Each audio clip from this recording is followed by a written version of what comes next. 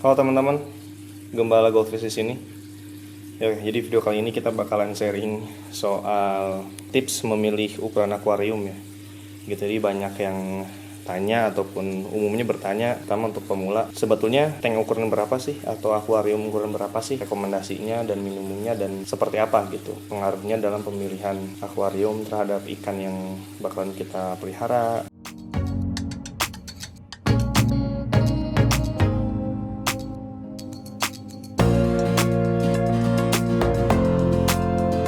Oke, jadi tips pertama dalam memilih akuarium ukuran-ukuran itu dari saran kita ya, itu di 60 cm ya panjangnya. Gitu, lebarnya bisa 30, umumnya ada yang 30, ada yang 35, ada yang 40. Kenapa kita sarankan ukuran segitu? Karena kalau misalnya terlalu kecil, nantinya akan pengaruhnya adalah jumlah ikan yang kita pelihara akan jauh lebih sedikit gitu. Volume air juga otomatis semakin kecil. Gitu. Nah, terus rekomendasinya berapa sih? Rekomendasinya itu adalah 80 cm atau 1 meter gitu, atau 100 cm. Tank kita ini ukurannya 100, panjangnya 100, lebarnya 45, tingginya 45.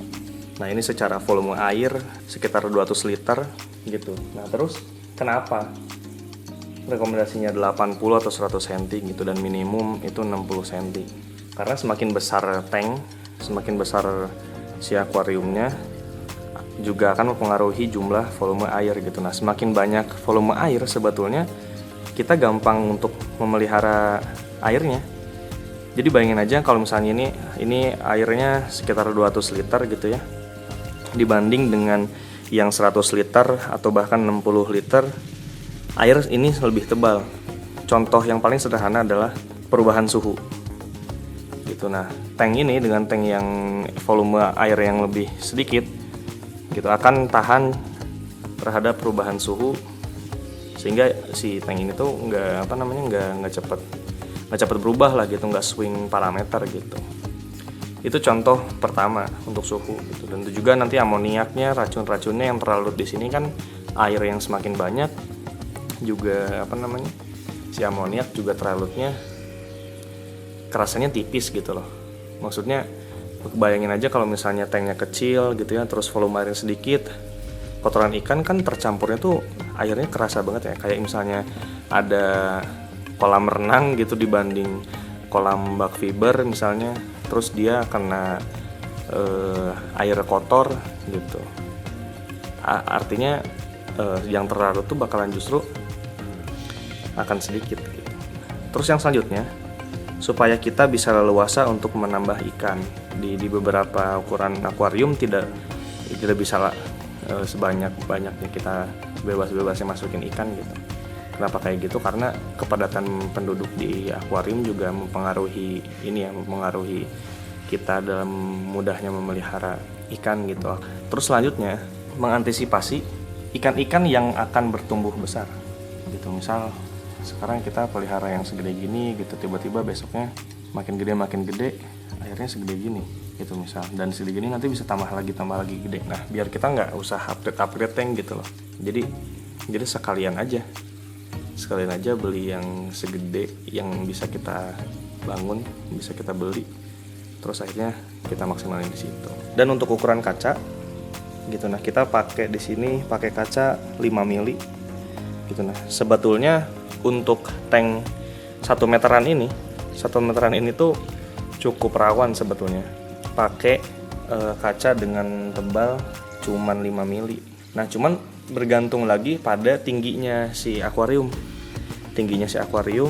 Karena ini 45 nggak 50 gitu, karena kita juga punya tank 100 x 50 x 50, nah itu pakai 8 mili kacanya. Nah, ini 5 mili karena tingginya cuma 45 dan lebarnya juga 45.